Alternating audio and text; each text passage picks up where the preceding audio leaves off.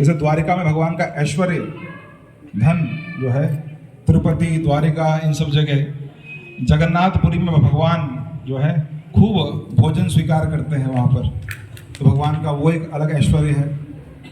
उसी प्रकार 6 ऐश्वर्य भगवान के बताए गए हैं। भगवान वही है जो 6 ऐश्वर्यों में संपूर्ण है, 6 ऐश्वर्यों में। तो वैसे ही एक ऐश्वर्य भगवान का क्या है? फेम, यश। भगवान का यश सबसे ज़्यादा है इस ब्रह्मांड में। और कैसे जाना जाए उनका यश ज़्यादा है? तो ये जो मंदिर है, ये मंदिर उस बात का परिचय देता है कि भगवान से बड़ा यश किसी का नहीं। भगवान कुछ ऐसे कार्य करते हैं जो कार्य अगर कोई भी करे तो उसको लोग बहुत बुरा भला बोलेंगे, बहुत उल्टा सीधा उसको कहेंगे। जैसे चोरी भगवान करते हैं, तो कभी हम चोर की पूजा नहीं करते, और भगवान की क्या कह के पूजा करते हैं? माखन चोर भगवान की जय। भगवान अपने हाथ में माखन लेकर के बैठे हुए हैं, लड्डू गोपाल चोरी किए हुए हैं हाथ में, और उनकी हम क्या करते हैं? पूजा करते हैं। ये नहीं कि माखन रखा, हाथ में माखन है, और वो माखन भगवान के खून पसीने की कमाई का नहीं है। माखन किसका है? चोरी का माखन है। चोरी का माखन हाथ में पकड़े और पूरा विश्व पूजा करता है किस रूप में? लड्डू गोपाल के रूप में। एक भगवान दामोदर मास में बंधे हुए हैं रस्सी से, गलती करने पे उनको बांधा हुआ है, उन भगवान की हम पूजा कर, उनका भी यश है। भगवान ने गोपियों के साथ रास किया, तो अभी आप लोग जयपुर में मंदिर में जाकर आए, गोपीनाथ मंदिर, भगवान को गोपीनाथ कहा गया, वो भी प्रसिद्ध है। तो भगवान कोई भी कार्य करते हैं वो प्रसिद्ध हो जाता है। वैसे यहाँ पर भगवान का क्या कार्य हुआ? भगवान रण छोड़ करके भाग गए। तो यहाँ जब मंदिर जब हम अब जाएंगे तो कई बार मंदिरों में 2 पंक्तियाँ लग जाती हैं। इधर के लोग पूछते हैं अंदर देख करके कि मंदिर माँ कौन छे, यानी मंदिर में कौन है? और इधर के लोग क्या बोलते हैं? राजा रणछोड़ छे, राजा रणछोड़ छे। वो लोग पूछते हैं मंदिर में कौन है? वो बोलते हैं हमारे राजा मंदिर में है। तो बोलते हैं कोई राजा ने कोई तो गौरवशाली काम किया होगा ना, कोई ग्लोरियस एक्ट किया होगा उन्होंने। क्या उन्होंने अद्भुत काम किया? बोले क्या अद्भुत काम किया? रण छोड़ के भाग गए हमारे राजा। राजा रण छोड़ के भाग गए, ये अद्भुत काम है। अगर कोई क्षत्रिय युद्ध में पीठ दिखा देता है तो उसको क्या कहा जाता है? कायर, धुतकारा जाता है। अगर किसी की पीठ पे बाण भी लग गया तो भी उसको कायर कहा जाता है। मान लो लड़ सीधे से रहा है, पीछे से किसी ने बाण मार दिया तो भी उसको अच्छी गति प्राप्त नहीं होती, ऐसा कहा गया। पीछे से भी मार रहा है तो क्षत्रिय को पीछे मुड़ के छाती पर लेना है बाण। तो पीछे लगना क्या है? कायरता है, और ये बहुत बड़ी निंदा है क्षत्रिय की। पर भगवान तो रण छोड़ के जानबूझ के भाग गए, जानबूझ के रण छोड़ के भागे, और नाम क्या प्रसिद्ध हो गया? रणछोड़। और उनका मंदिर है रणछोड़, और लोग आके बोलते हैं हमारे भगवान, हमारे राजा कौन है? रणछोड़। तो रण को छोड़ करके भाग गए। पर ये रण को छोड़ के क्यों भागे, इसके पीछे बहुत सुंदर कथाएं हैं। तो मैं थोड़ा सा प्रसंग आप लोगों को सुनाऊंगा। तो ये जो मंदिर है किस यश को, किस ऐश्वर्य को बढ़ाता है? भगवान के यश को। कि भगवान कुछ भी करें वो हमेशा पूजने रहते हैं, कुछ भी भगवान कर लें पूजने रहते हैं। और हम लोग कुछ भी कर लें क्या रहते हैं? निंदनीय। कुछ भी काम करते हैं, समाज की कितनी सेवा करते हैं, अंत में हमसे एक स्वर्णिम अक्षर लोग पूछेंगे, एक स्वर्णिम शब्द हमारे सामने बोला जाएगा। आप कितनी सेवा कर लीजिए सबकी, अंत में लोग एक ही क्वेश्चन पूछेंगे आपसे, आपने हमारे लिए किया ही क्या है? यह सब लोग ये पूछेंगे आपसे। या तो पूछ लिया गया होगा या पूछा जाना बाकी है अभी। पर भगवान कुछ भी निंदनीय से निंदनीय कृत्य करें वो सब दिव्य हो जाता है। ये भगवान की दिव्यता है। तो ये जो डाकोर स्थान है, इसका नाम कैसे पड़ा? ये जो वन, ये जो स्थान आप देख रहे हैं, ये हिडिंबा वन के नाम से जाना जाता है। हिडिंबा जानते हैं आप लोग? कौन है हिडिंबा? हैं? भीम की वाइफ की पत्नी। भीम की पत्नी, ठीक है। तो हमको बड़ा कंफ्यूजन हो गया। कलयुग में ऐसा संभव है, भीम की वाइफ की पत्नी। बाकी युगों में पॉसिबल नहीं था। तो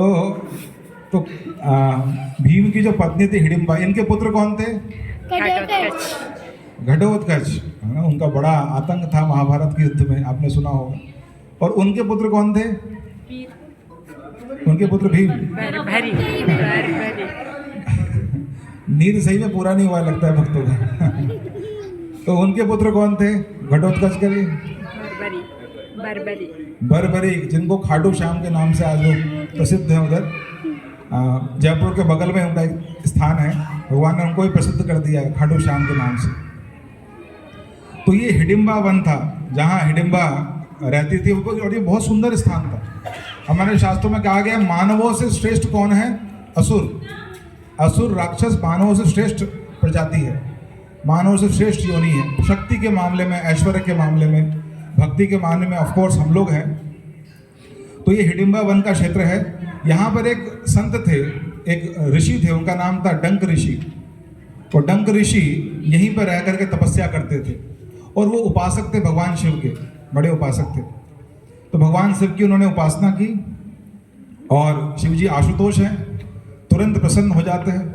तो शिव जी प्रसन्न होकर के उनके सामने आ गए, दर्शन दिए उनको। पर शिव जी के भक्त थोड़े उटपटांग होते हैं। आपने सुना होगा ना एक भक्त के बारे में, रावण के बारे में सुना आप लोगों ने? और एक बार रावण शिव जी ने अपना नया महल बनाया था, और महल की पूजा करने के लिए रावण को बुलाया। महल का होता है ना पहला सेरेमनी, क्या बोलते हैं, गृह प्रवेश, उसके लिए यज्ञ के लिए उसको बुलाया। रावण ने पूरा यज्ञ किया और दक्षिणा मांगनी थी। शिव जी ने बोला बोलो क्या चाहिए? तो बोला कि भगवान आपका दिया सब कुछ है, अगर आप प्रसन्न हो तो ये घर ही दे दो मुझे। तो जिस घर की पूजा करने आया था वही घर लेके चला गया।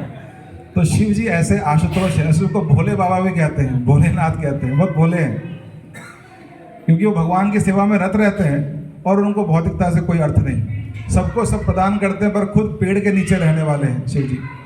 तो वो शिव जी की उपासना करने लगा, और शिव जी प्रसन्न हुए, प्रसन्न होकर उसके सामने आए, और सामने आकर के उसको बोला वरदान मांगो। इसने भी क्या वरदान मांगा? बोला शिव जी मुझे वरदान के रूप में यही चाहिए कि आप यहीं पर रहिए, ये जो मेरी झोपड़ी है इसी में आप यहीं पर रहिए। शिव जी ने बोला ये कैसा वरदान है, मैं यहाँ कैसे रह सकता हूँ, मेरा निवास वहाँ पर है। बोला नहीं शिव जी आपको यहीं रहना पड़ेगा, मेरे साथ ही रहिए।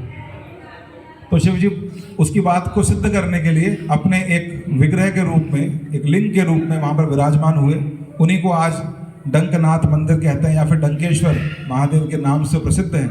तो यही डंक और डंकेश्वर या डंकनाथ मंदिर से ही नाम क्या आ गया डांकोर, और डांकोर होते होते डाकोर हो गया। ये नाम डांकोर था पहले, और फिर धीरे धीरे नाम क्या हो गया?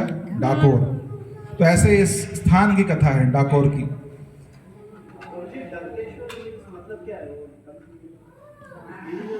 इतना मतलब नहीं जानी है, अपना जो शेड्यूल है बहुत छोटा सा है, एक दिन का स्टे है। ऋषि का नाम डंक है, मैंने बताया था ना ऋषि का नाम डंक है, तो डंक के ईश्वर डंकेश्वर हो गए, डंकनाथ उनके स्वामी डंकनाथ हो गए, ऐसे करके। अब वो डंक नाम क्यों है ऋषि का, वो तो उनके माता पिता से पूछना पड़ेगा उन्होंने क्यों रखा, इतना समय नहीं है हमारे पास। तो खैर आगे बढ़ते हैं। अब हम लोग सुनेंगे, ये चर्चा है जब भगवान ब्रज वृंदावन में थे, गोकुल में थे। गोकुल में भगवान के कई सारे सखा थे, उन सखाओं में से हर एक सखा अलग अलग भाव में था। भगवान को सारे रस आस्वादन करने, जैसे खाने में सब होता है ना, कुछ तीखा भी होता है, कुछ मीठा भी होता है, कुछ चटपटा भी होता है, तब आनंद बढ़ता है। तो वैसे भगवान के सखाओं के भी रस अलग अलग होते हैं। जैसे भगवान के एक सखा कौन है? मधुमंगल। वो अपने आप को हमेशा भगवान से सुपीरियर बताते हैं कि भगवान कुछ नहीं है, ये तो मेरे कारण सब कुछ हो रहा है। तो ऐसे ही भगवान के एक सखा थे जिनका नाम था विजयानंद, उनका नाम था।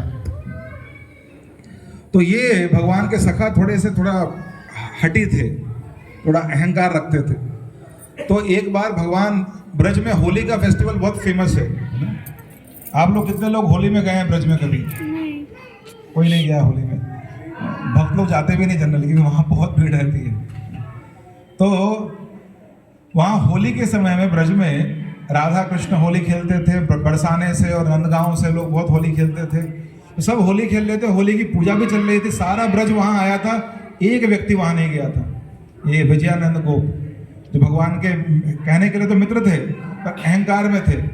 मैं क्यों जाऊं, ये कृष्ण सब वहाँ बुलाता है, किसी और की पूजा के नाम से बुलाता है, पूजा अपनी करवाता है, तो मैं नहीं जाऊंगा। थोड़ा अहंकार आ गया उनको, इसकी पूजा क्यों करनी है, ये कोई भगवान है क्या इसकी पूजा करेंगे। साधारण सा गोप है, पढ़ा लिखा बिल्कुल है नहीं, और इसकी पूजा करो। हमेशा सबको बुलाता है और सारे मित्र मिलके इसकी पूजा करते हैं, इसको खाना खिलाते हैं, इसको भोग लगाते हैं, सब कुछ यही, ऐसा क्यों, मैं नहीं जाऊंगा। तो वो विजयानंद गोप अपने घर पे रह गए। और तब भगवान को पता लगा कि ये नहीं आए। भगवान के पास इतने सारे भक्त हैं, फिर भी भगवान बोले वो नहीं आए ना, उसको भी लाऊंगा। ये भगवान का रस आस्वादन का तरीका है। भगवान रसराज है, वो हर एक काम को बहुत रसिक तरीके से करते हैं। एक नहीं आया तो भगवान को फर्क पड़ा, भगवान बोला वो क्यों नहीं आया बाहर, उसको भी आना चाहिए। तो जब भगवान ने बोला जाओ बुला के लाओ, तो बोले कृष्ण अगर उसके सामने तुम्हारा नाम ले तो पत्थर मारता है, वो गाली देता है खींच के, भगो यहाँ से, कैसे लाएं उसको। कृष्ण ने बोला उसको मैं लेकर आता हूँ, रुको। कृष्ण गए, अपना रूप चेंज कर लिया। उसका जो बेस्ट फ्रेंड था, उसका जो बेस्ट पार्टनर था, उसका रूप ले लिया और उसका रूप लेके गए और बोला मित्र आ जाओ आ जाओ, आज कृष्ण की पूजा नहीं है, आज उनको यहाँ वहाँ कहीं बांध दिया गया है, आज कृष्ण की पूजा नहीं होगी, आज तो हम अपना पूजा करेंगे और तुम हीरो रहोगे आज के, आ जाओ। तो उनको वो अपने मित्र की बात तो मान, क्योंकि दोनों एक ही मानसिकता के थे, तो इनकी बात मान के वो घर से बाहर निकल गया। और जैसे ही घर से बाहर निकला, सबसे पहले कृष्ण के सारे मित्र मिले, उसको पूरा रंग से पोत दिया। पूरे रंगों से पोत करके उसको पूरा पानी में भिगो दिया और भिगो करके उसको वहाँ ले गए जहाँ कृष्ण की पूजा चल रही थी। और कृष्ण आनंद से बैठे हुए थे, और कृष्ण तो आनंद से बैठे हुए थे, ये बैठा हुआ था और ये अपने मित्र की ओर देख रहा है, मित्र वहाँ है ही नहीं। और ये देख रहा है तो कृष्ण के अंदर कृष्ण बार बार अपना रूप चेंज कर रहे थे। एक सेकंड कृष्ण बनते, एक सेकंड उसका मित्र बन जाते, फिर वो रूप चेंज करते रहते। ये परेशान हो गया, लगता है इसने मेरे साथ छल किया है कृष्ण ने। तो बोलने लगा पूजा के बाद उसको बताऊंगा। जैसी पूजा समाप्त हुई, अगले दिन ये गुस्से में आकर के कृष्ण के ऊपर टूट पड़ा। युद्ध हुआ कृष्ण और इनके बीच में, उनके मित्र और कृष्ण के बीच में युद्ध हुआ। ये युद्ध किसका हुआ, रंग का युद्ध। होली में जो रंग का युद्ध होता है, दोनों ने एक दूसरे के ऊपर रंग मारने शुरू किए, ये कृष्ण के ऊपर, कृष्ण इनके ऊपर। वैसे तो कृष्ण पूरे जगत के नियंता हैं, पर अपने भक्तों से भगवान जीत नहीं पाते।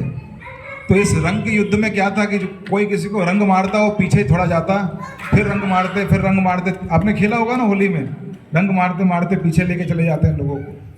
तो वैसे ही भगवान पर ये रंग मारते मारते पीछे लेके गया और भगवान अचानक से पानी के अंदर गिर गए। तो पानी के अंदर भगवान गिर गए। पानी के अंदर गिरने के बाद भी भगवान छुपे रहे कि बाहर निकलूंगा तो और मारे गए।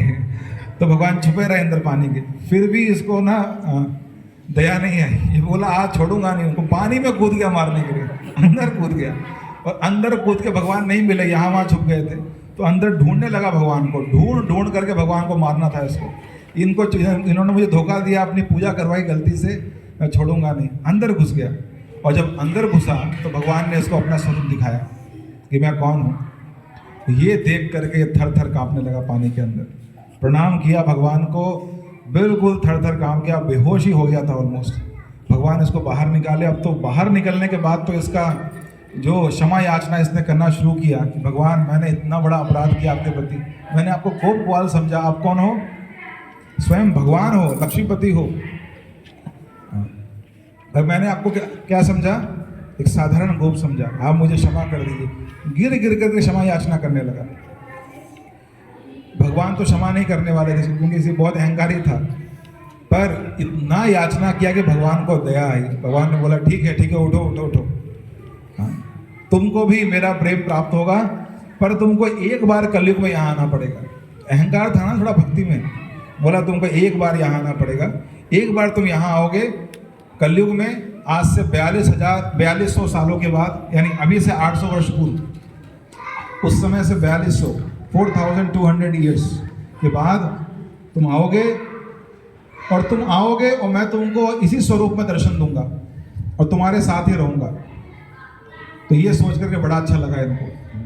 तो उस समय फिर हुआ घटना, फिर आगे जाकर कलयुग में जब समय आया तो यही एक क्षत्रिय के घर पर इनका जन्म हुआ। इनका नाम था विजयनंद बोडाना, बोडाना संत के नाम से, बोडाना भक्त के नाम से प्रसिद्ध है जगह जगह। उस समय नाम क्या था? विजयनंद गोप। अभी नाम क्या पड़ा? सुन रहे हैं ना आप सभी लोग? जितने लोग सुन रहे हैं हरि बोल बोलिए। तो विजयनंद बोडाना इनका नाम पड़ा। ये कलयुग में आए और कलयुग में इनका एक नियम था। भगवान के बहुत एक निष्ठ भक्त थे कृष्ण के, बहुत निष्ठा से कृष्ण की सेवा करते थे। ये अपने हाथों में तुलसी जी का पौधा लगाते थे, गमला रखते थे और गमले को हाथ में पकड़ करके कहाँ जाते थे? द्वारिकाधीश के पास जाते थे। इसी स्थान से कहाँ जाते थे? द्वारिकाधीश। कितना दूर है यहाँ द्वारिकाधीश? 600-700 किलोमीटर है। पैदल जाते थे। 6 महीने में एक बार पैदल जाते थे, हाथ में तुलसी जी का पौधा लेते हुए। तो ये इनका नियम था कि मैं भगवान का ऐसी सेवा करूंगा। पर धीरे धीरे धीरे धीरे निष्ठावान तरीके साल में 2 बार जाते थे पैदल। हमारी तरह बस से नहीं जाते थे। हम तो बस से भी शिकायत करते हैं कि बड़ी असुविधा हो रही है बस में भी, और वो पैदल जाते थे और पैदल वहाँ गए और दोबारा आते थे। जितने में जा करके आते थे उतने में अगली बार जाने का दोबारा समय आ जाता था। तो साल में मुख्यतः एक ही काम करते थे, वहाँ जाना और फिर वहाँ से आना, फिर जाना फिर आना। तो साल में 4 बार ऐसा होता था। तो इनकी निष्ठा इतनी थी कि वृद्ध हो गए। इनका उम्र 72 साल का हो गया, 72 ईयर्स के हो गए। फिर भी ये क्या करना चाहते थे? भगवान की सेवा करने तुलसी जी को लेके जाना चाहते थे, पर जा नहीं पा रहे थे। तो भगवान इनके स्वप्न में आए, श्री कृष्ण। उन्होंने कहा, विजयनंद बोडाना, अब आप जो है ये बार बार आना जाना बंद कर दो। अब आपका शरीर जो है थोड़ा वृद्ध हो गया है, तो बार बार आ जा नहीं सकते। अब बस एक बार आप चले जाओ। कहाँ पर? द्वारिकाधीश। एक बार चले जाओ, एक बार जा करके आ जाना बस। और इस बार तुम जाओगे ना तो मैं हमेशा के लिए तुम्हारे साथ ही आ जाऊंगा। ये बोले, ऐसा कैसे? वो तो इतना बड़ा मंदिर, इतने सारे सिक्योरिटी गार्ड, सब कुछ है, कैसे होगा? तो भगवान बोले, तुम जाओ तो सही, मैं तुम्हारे साथ आ जाऊंगा, पर इस बार तुम बैलगाड़ी पे जाना, क्योंकि तुम पैदल चल नहीं सकते हो, बैलगाड़ी से जाना। तो इन्होंने बैलगाड़ी किया और बैलगाड़ी लेकर के निकल पड़े। कहाँ के लिए निकले? द्वारका के लिए निकले। एक बार हरे कृष्ण महामंत्र पढ़ते हैं, कुछ भक्त सो रहे हैं।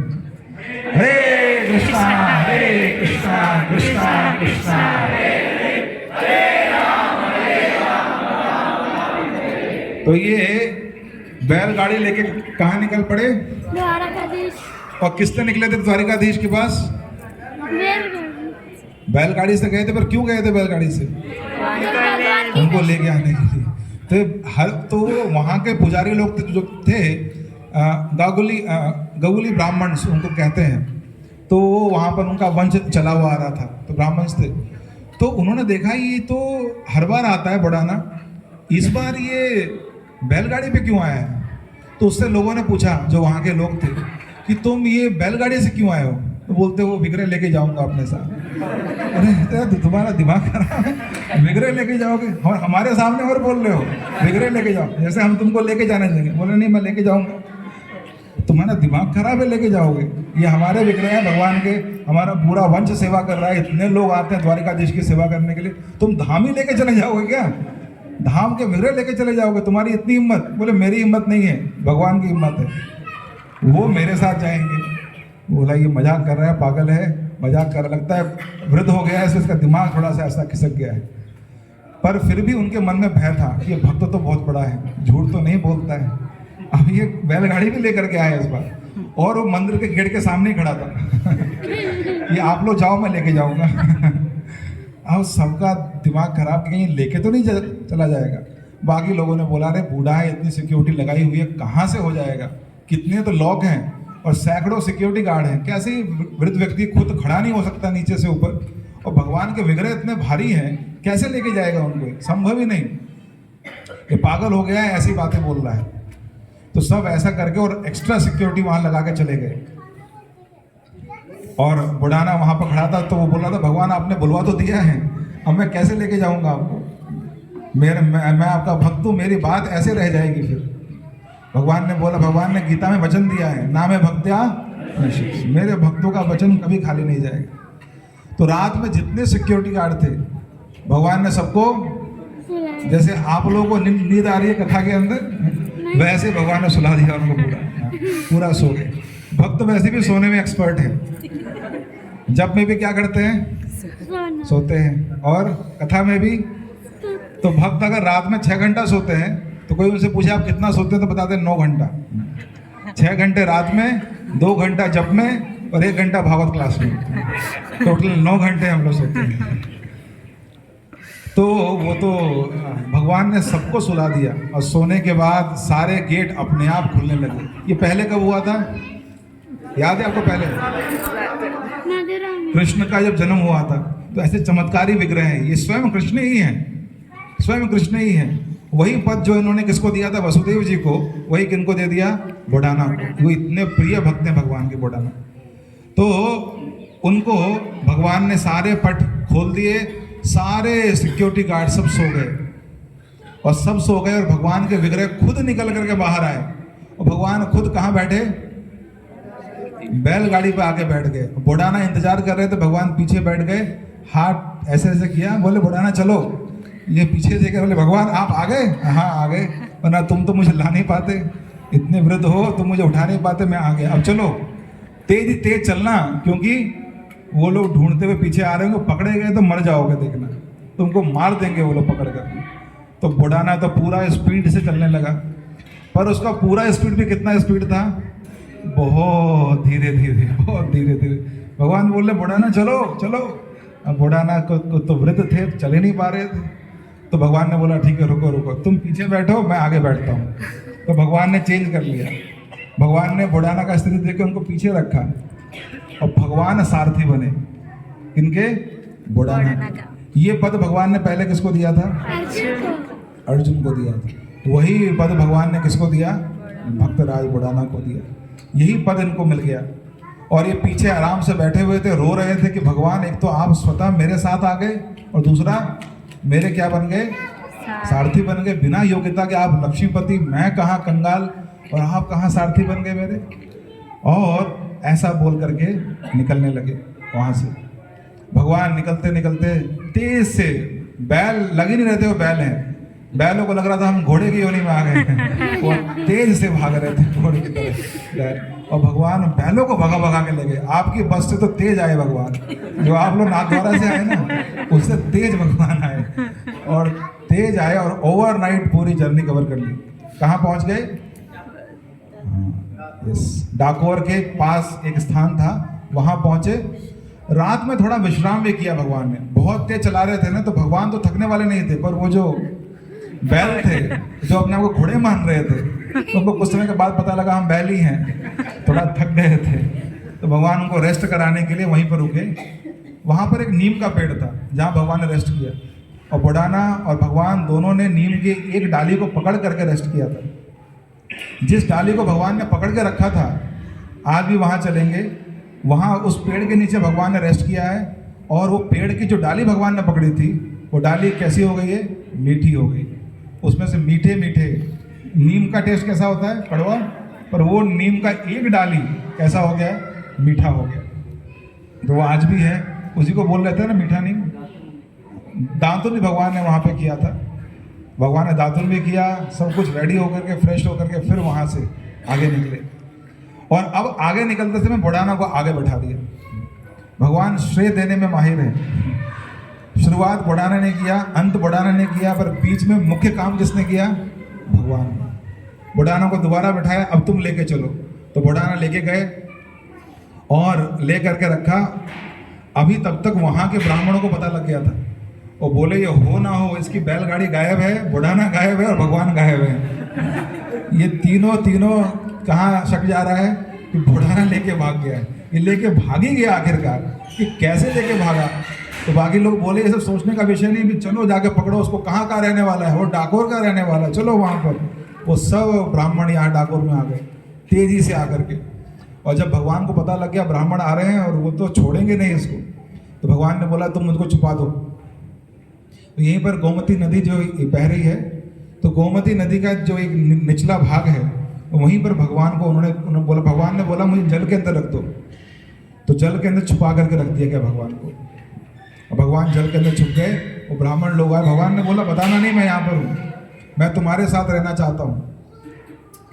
और ये बुढ़ाना बोले ठीक है भगवान, मैं बिल्कुल नहीं बताऊंगा। और वहाँ ब्राह्मण लोग इतने गुस्से में आए, इतने बोले तुमको मार डालेंगे अगर तुम बताओगे नहीं कि भगवान कहाँ पर है।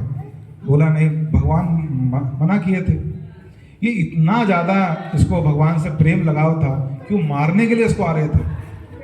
अब ये बेचारा ब्राह्मण ने क्या करता, तो उसने क्या किया, एक कर्ड राइस बनाया, दही और चावल मिला करके कुछ बनाए। सोचा ब्राह्मणों को खिला दूंगा तो ब्राह्मण संतुष्ट हो जाएंगे, ब्राह्मण खाने वाले हैं ना, तो संतुष्ट हो जाएंगे। तो लेके गया, ब्राह्मण को इतना गुस्सा आया कि एक तो विग्रह चुरा लिया और ऊपर से कर्ड राइस ला के दे रहा है उनको रिश्वत के रूप में। तो इतना गुस्सा आया कि रिश्वत के रूप में देना है तो कुछ अच्छा दो, ये कर्ड राइस क्या दे रहे हो। तो जब दिया तो एक ब्राह्मण को बहुत गुस्सा आया, कर्ड राइस तो उठा के फेंके। एक भाला था उनके पास, खींच करके मारा भाला, इनके हृदय में लगा, इनके बुढ़ाना के हृदय में लगा, और बुढ़ाना वहीं पर मृत्यु को प्राप्त कर गए। वहीं पर बुढ़ाना जो है उन्होंने अपना शरीर त्याग दिया, उसी ऑन स्पॉट बिल्कुल। भगवान कृष्ण को स्मरण करते करते वो लेके बोल रहा था मार दूंगा, पर इनको भगवान की बात याद थी कि नहीं भगवान ने मना किया, बताना नहीं है। तो प्रेमवश उन्होंने बताया नहीं, उसने मार दिया। कहाँ मारा? हृदय के अंदर। हृदय के अंदर कौन विराजमान थे? द्वारिकाधीश हृदय के अंदर विराजमान थे। वही द्वारिकाधीश कहाँ थे? पानी के नीचे थे। तो क्योंकि हृदय के अंदर मारा भगवान थे, तो वो पानी, वो जो भाला था भगवान को लगा नीचे, और पूरा वो जो जल था वो लाल हो गया। आज ही बताते हैं वहाँ की जो मिट्टी है वो स्थल की वो लाल है, बाकी इर्द गिर्द जो मिट्टी है वो भूरे रंग की है, और वहाँ की मिट्टी लाल है। हम चलेंगे वहाँ पर, यही किनारे है, इसलिए कई सारे लोग इसमें स्नान करते हैं कि भगवान इसके नीचे थे बहुत लंबे समय तक। भगवान को मारा तो कष्ट किसे हुआ? सॉरी, भक्त को मारा तो कष्ट किसे हुआ? भगवान को। भगवान ने अनुभव किया वो पीड़ा, और खून निकला भगवान के शरीर से, फिर भी पता नहीं चल पाया भगवान कहाँ पर है, किधर है भगवान। तो ये सारे ब्राह्मण उनको मारने के बाद भी ठंडे नहीं हुए। तो बुढ़ाना जो महान भक्त थे उनका तिरोभाव हो गया, वहीं पर उनका शव पड़ा था, पर ये ब्राह्मण लोग वहीं बैठ गए कि हम जब तक हमको विग्रह नहीं मिलेंगे नहीं जाएंगे, और भूख हड़ताल पे रहेंगे। हम लोग भूख हड़ताल करने लगे। तब जो इनकी पत्नी थी बुढ़ाना की, उनका नाम था गंगाबाई। तो जब उनके सपने में भगवान आए, और उनके सपने में आके भगवान ने कहा देखो अभी ये लोग मानेंगे नहीं, तो इनको क्या करो, कुछ दान दक्षिणा देके भेजना पड़ेगा। वो बुढ़ाना तो कर्ड राइस लेके चला गया था, गुस्से मार दिया। ये कर्ड राइस से संतुष्ट नहीं होंगे, किससे संतुष्ट होंगे? सोने से। मेरे बराबर क्या दे दो इनको, जितना मेरा भार है उतना क्या दे दो? सोना। और बोले वो गंगाबाई बोली भगवान आपने समझाया तो बहुत ही बढ़िया है, मेरे पास कल के खाने का राशन नहीं है, मैं आपके वजन के बराबर सोना कहाँ से दूंगी। तो भगवान इससे अच्छा तो मुझे भी मार दे, एक बाण, मैं भी कट राइस देती हूँ, मुझे भी मार देते हैं, सोना तो व्यवस्था नहीं हो पाएगा। भगवान ने बोला अरे तुम बोलो तो सही, मेरे भार के बराबर जितना सोना आएगा ईमानदारी से उतना ले। बोला भगवान कुछ भी नहीं है। भगवान बोला तुम बोलो तो सही जा करके वहाँ पर। ये फिर गंगाबाई वहाँ गई और जाके बोला, डरते डरते बोला कि देखिए आप मेरे पति को तो मार चुके हैं, और उनकी गलती थी शायद, भगवान यहाँ पर वो भगवान को लेकर के आए। इस कारण से भगवान मेरे हृदय में प्रकट हुए और उन्होंने मुझे कहा है कि अगर हम आपको स्वर्ण देंगे भगवान के विग्रह के बराबर, तो ये आपके लिए सफिशिएंट होगा, फिर आप चले जाना। तो उन विग्रह को निकाला गया और निकाल करके उनका माप किया गया एक तराजू पर। वो तराजू भी आपको मंदिर के अंदर देखने को मिलेगा, जिसके ऊपर भगवान खड़े हुए थे। और भगवान का वजन जब नापा गया तो भगवान ने अपना वजन बिल्कुल रुई के बराबर कम कर लिया। कितना भगवान ने वजन किया? आधा ग्राम। और बुढ़ाना की पत्नी देखने लगी आधा ग्राम भी नहीं है, तो उसने नाक में नथुनी पहनी हुई थी, वो नथुनी निकाल के उसने रख दी। इतने में तो ये नथुनी बहुत भारी हो गई उससे, और भगवान को इसने जीत लिया एक नथुनी के आधार पर। जो गंगाबाई थी इन्होंने, क्योंकि इन्होंने भक्त की सेवा की है। भक्त ने भगवान की सेवा की, पर इन्होंने किन की सेवा की है? भक्त की सेवा की है, बुढ़ाना जी की सेवा की। तो इसलिए भगवान इनके द्वारा जीते गए अंत में, और वो विग्रह यहीं पर रह गए। तो ओरिजिनल जो बताते हैं, जो ओरिजिनल द्वारिकाधीश है वो कहाँ पर है? रणछोड़ राय के रूप में यहाँ विद्यमान है। और वहाँ के ब्राह्मण बहुत दुखी हो गए, भगवान आपने बहुत छल किया हमारे साथ। पहले क्या किया, वहाँ से यहाँ आ गए, और दूसरा हमको लगा चलो अच्छा खासा घूस मिलेगा, घूस भी नहीं मिला, पैसे भी नहीं मिले। स्वर्ण कितना मिला, नथुनी के बराबर स्वर्ण मिला भगवान, इसमें क्या होगा हमारा। भगवान ने बोला चिंता मत करो, मैं वहाँ पर 6 महीने के भीतर भीतर मैं वहाँ पर दोबारा उत्पन्न होऊंगा, और मेरा एक और विग्रह सेम ऐसा ही विग्रह होगा, तो वो वहाँ उत्पन्न होगा, तुम उसकी पूजा करना, तुमको कोई दिक्कत नहीं होगा। वो लोग गए और द्वारिकाधीश में भगवान फिर वहाँ प्रकट हुए, और प्रकट होकर के भगवान ने ऐसे ही विग्रह हैं, थोड़े छोटे हैं वजह से, वो विग्रह के रूप में भगवान ने वहाँ पर प्रकट हुए और उनको दर्शन दिए। तो इस प्रकार ये पूरी कथा है किनकी, रणछोड़ राय की। अभी समय कितना हो रहा है, 55 का समय हो गया है, और हमको 3:55 हो गया है, 5 मिनट बचे हैं भगवान के दर्शन खुलने में। तो एक बस मैं आपको बताऊंगा कि भगवान रणछोड़ राय उनका नाम क्यों पड़ा, ये भगवान का विग्रह का नाम ये कहाँ से आया। तो आपको पता है जरासंध के साथ भगवान का युद्ध था, और भगवान जरासंध को 17 बार हरा चुके थे। उसको मारते नहीं थे भगवान, क्यों नहीं मारते थे, हैं? भीम के साथ मरना था, ये तो एक बाहरी कारण था, भगवान का एक आंतरिक कारण था। भगवान यहाँ किस लिए आते हैं, परित्राणाय साधूनाम विनाशाय च दुष्कृताम, दुष्टों को मारने के लिए भगवान यहाँ आते हैं, एक कार्य होता है। तो दुष्टों को मारने के लिए भगवान को जगह जगह घूमना पड़ता है। भगवान सोच रहे थे एक दुष्ट को चुनो, उसको बनाओ कैप्टन, उसको वो सबको इकट्ठा करके लाएगा, सबको मारो, उसको नहीं मारो, दोबारा छोड़ दो, जो बचे कुचे उनको दोबारा लेकर के आएगा। तो ऐसे भगवान उसकी टीम को हराते तो थे, जरासंध को मारते नहीं थे। क्यों, जाएगा दोबारा इकट्ठा करके सबको लाएगा, सबको मार दूंगा। तो ऐसे करके भगवान ने 17 बार जितने अधर्मी थे सबको भगवान ने मार दिया था, सबको मार दिया था। अब जरासंध के पास टीम नहीं थी, बिल्कुल सारी टीम खत्म हो गई थी। आखिर में उसने क्या किया, गौ और ब्राह्मणों को, जरासंध गौ और ब्राह्मणों का उपासक था बहुत बड़ा, पर अंत में अब कुछ नहीं आया तो गौ और ब्राह्मणों को उसने पकड़ लिया और पकड़ करके जेल में बंद कर दिया।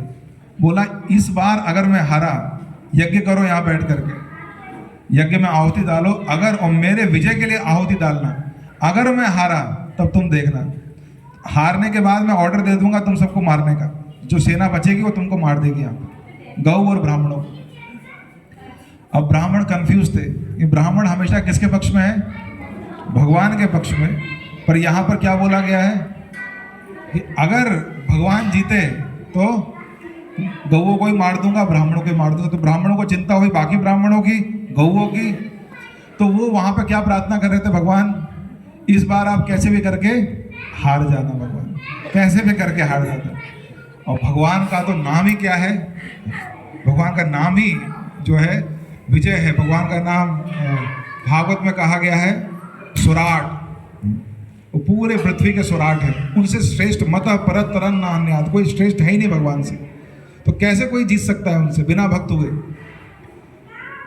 तो भगवान ने सोचा कि मैं तो हार तो नहीं सकता, भाग जरूर सकता हूँ, युद्ध छोड़ करके भाग जाऊंगा। तो जरासंध जब आया तो भगवान ब्राह्मण वहां बैठ करके प्रार्थना कर रहे थे, किसके लिए, भगवान युद्ध जीतना नहीं इस बार, आपको कुछ हो भी ना, पर आप युद्ध मत जीतना, वरना ये सारे गौ माता को मार देगा आकर के, भगवान कृपा करना इस बार युद्ध मत जीतना।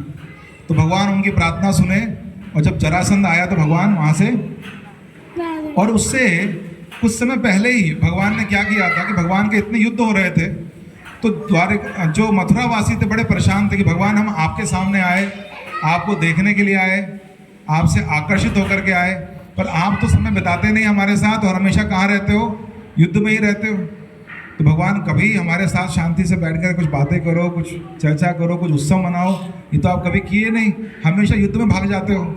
एक युद्ध से जीत के आते हो, वो दूसरा बार हमला कर देता है। तो भगवान ने बोला ठीक है, अब तुम लोगों के लिए मैं क्या करूँगा, एक ऐसे राज्य का निर्माण करूँगा जहाँ पर जरासंध आ ही नहीं सकता। तो ये सब रात में सो रहे थे मथुरा, भगवान ने विश्वकर्मा जी को बुलाया और वहाँ बुला करके समुद्र के अंदर क्या बनवा दिया, द्वारिका नगरी बना दी। और रातों रात इन सबको शिफ्ट कर दिया। यानी सोए कहाँ पर? मथुरा। जैसे प्लेन में होता है ना, कई बार प्लेन में आप सोए एक देश में और उठते हो दूसरे देश में। तो भगवान ने ऐसे उनको सुलाया मथुरा में, और उठे कहाँ पर ये लोग? समुद्र के बीच द्वारिका में। सब लोग उठे और उठ करके देखा भगवान ने नया नगर बना दिया था, अब तुमको यहाँ कोई परेशान नहीं करेगा। पर जब वो नगर बना दिया, उस समय कृष्ण बलराम वहीं रह गए थे मथुरा में, कि एक आखिरी बार युद्ध करके आते हैं, इससे फिर युद्ध करने की जरूरत नहीं पड़ेगी।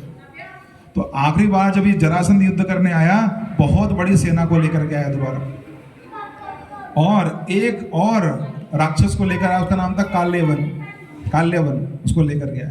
उसको शिवजी से वरदान प्राप्त था, कोई युद्ध में अगर तुम्हारे सामने आएगा तुमसे जीत नहीं पाएगा। वैसे भले ही जीत सकता है पर युद्ध में नहीं जीत सकता। तो भगवान कृष्ण को ये बात पता थी कि इससे युद्ध में नहीं जीत सकते। तो जैसे काल्यवन आया, उसको देख के भगवान भागे। दूसरा ब्राह्मण भी उधर प्रार्थना करे तो भगवान युद्ध जीतना नहीं, इसलिए भागे। और तीसरा भगवान को अब एक अंदाजा देना था उसको, जरासंध को, कि मैं मर गया हूं, युद्ध छोड़ दो। तो भगवान वहां से भाग गए, कृष्ण बलराम दोनों भागे और बहुत लंबी दूर तक भागे। आप सोचिए कहां से भागे?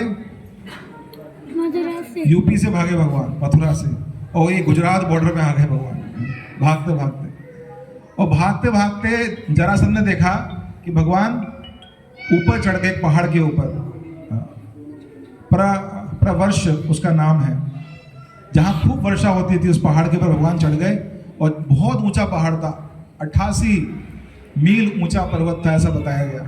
वहाँ भगवान चढ़ गए देखते देखते। जरासंध ने बोला, आप तो चढ़ गए, नीचे नहीं आ सकते, अगर पर्वत में मैंने आग लगा दिया चारों तरफ से घेर के तो ये लोग मर जाएंगे जंगल में। तो उन्होंने आग लगा दिया। आग लगाया तो भगवान ने देखा पूरे पर्वत पे आग लगा है, तो भगवान वहीं से छलांग लगा दी। और छलांग लगा के भगवान कहाँ गए? सीधे भगवान छलांग लगा के द्वारिका पहुंच गए, उसी पर्वत से। तो ये एडवेंचर भगवान ने किया, वहाँ पर भाग के जाना। और काल्यवन उनके पीछे पीछे था कुछ और दूरी तक। रास्ते में एक गुफा, जहाँ हम चलेंगे आगे, मुचकुंद गुफा, वो भी आएगी, जहाँ मुचकुंद महाराज सो रहे थे। और ये घुसे तो महाराज वो कथा सुनाएंगे आगे जा करके, जूनागढ़ में वो कथा आएगी। तो सो रहे थे और वहाँ पर एक काल्यवन घुसा, और नींद में कोई डिस्टर्ब करे तो क्या होता है? गुस्सा आता है ना, क्रोध आता है। नींद में डिस्टर्बेंस बर्दाश्त नहीं होता, खासकर अगर कम सोए हो तो। और मुचकुंद महाराज बहुत कम सोए थे, सिर्फ कुछ युग ही सोए थे, तो उन पर उनकी नींद बहुत सारी बची हुई थी। तो कई सारे युग सोने के बाद भी वो संतुष्ट नहीं हुए। और जब काल्यवन ने आगे उठाया, उनको लगा ये कृष्ण भगोड़ा है, भाग करके आया, यहीं आके सो गया। और जैसे उठाया, कृष्ण ने अपना उत्तरी उनके ऊपर डाल दिया था। तो जैसे उठाया तो मुचकुंद महाराज क्रोध में देखे, उनको ही वरदान था, कोई तुमको नींद से डिस्टर्ब करेगा तो जल जाएगा। भक्त भी ऐसे वरदान चाहते हैं, खासकर यात्राओं में जब बहुत थक जाते हैं और सुबह सुबह उठना। पर मैंने सुना आप सभी लोग बड़े उत्साह से गोविंद देव जी की मंगल आरती के लिए गए, हरि बोल। तो इस प्रकार वो उठे, और उठते उसको घूर करके देखा, काल्यवन जल करके नष्ट हो गया। जरासंध को लगा भगवान भी मर गए, लगता है इसके अंदर, आग के अंदर जल करके मर गए होंगे, उन्होंने उनको कूदते हुए नहीं देखा था, ये मर गए। तो द्वारिका बिल्कुल पीसफुल हो गया, जरासंध भी खुश हो गया, ब्राह्मण भी खुश हो गए, गौ भी खुश हो गई, और दर्शन खुल गया है। तो आप लोग भी अब खुश हो जाइए और हम चलेंगे अब सीधे दर्शन करने किनके? राजा रणछोड़ राय के मंदिर में। कौन छे? मंदिर में कौन छे? छाती ठोक के बोली, हमारे राजा वो हैं जो रण छोड़ के भागे हैं हम उनकी पूजा करते हैं। सुश्री राधा रणछोड़ राय की जय, श्रील प्रभुपाद की, गौर प्रेमानंद